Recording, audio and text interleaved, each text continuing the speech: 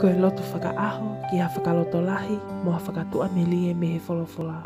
Ka veinga, whainga taa ki whakamole mole, potu wholofola, mā tiu wahe taha walu vestoni mā. E pehe foki, ai whai a e kutamai whakalangi ki a teki motolu. O ka pau e ikai te mo whakamole mole, taki taha hono toko ua, o whai a ki homo loto. E meni, ke tau loto. O tua mawhi, whawhitai a e kua osia ai aho whakakoloani. E ahoni ko ke o whongi a iau ai mahu inga ki mo ui ofa, hanga whakamole mole, pea whatongi mau pe a hakovi o ku whai mai ki a te au, aki ai whakamole mole. Taimi lahi o ku whai ngataa ki a te au ki whakamole mole i hataha kune whai mai hakovi ki a te au.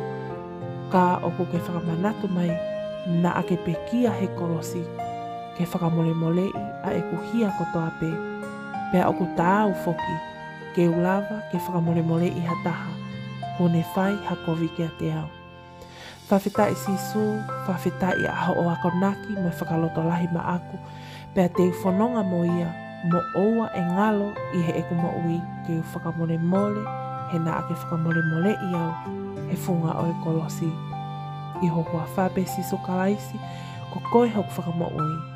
E meni. Whakamalot ke te koe o ku ke kau mai ke talotu hu fie he howani.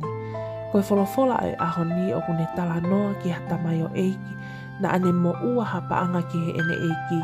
Pea whakamole mole ia he ene eiki. Pea aluatu e tamai o eiki ni o ne whetaulaki mo hatangata na ane mo ua paanga ange ki ai. Pea ikai ke ne whakamole mole i ia e tangatani.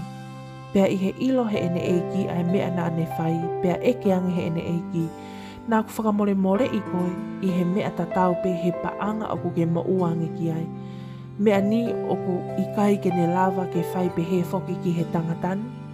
Pea tupu tā maki ai a ene eiki koe kovi ko ne whai. Pea toki tō ai ai lea a sisu koe vesi o e ahoni.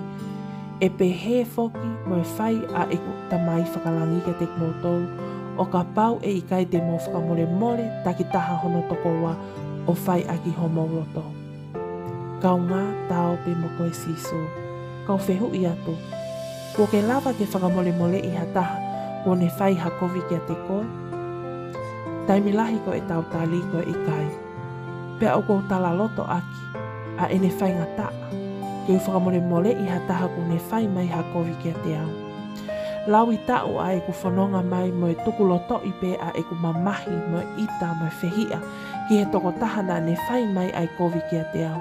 Pea o peheni pe e au he ikai, pea he ikai, te u whakamole mole i au ai toko taha koe ni. Ka e whakawheta i ne malama mai ai mama whai whakamo ui ai eiki o ne whakaaki hoku mata ke u a o ilo koe mea to tonu ke u whai, ke u whakamole mole.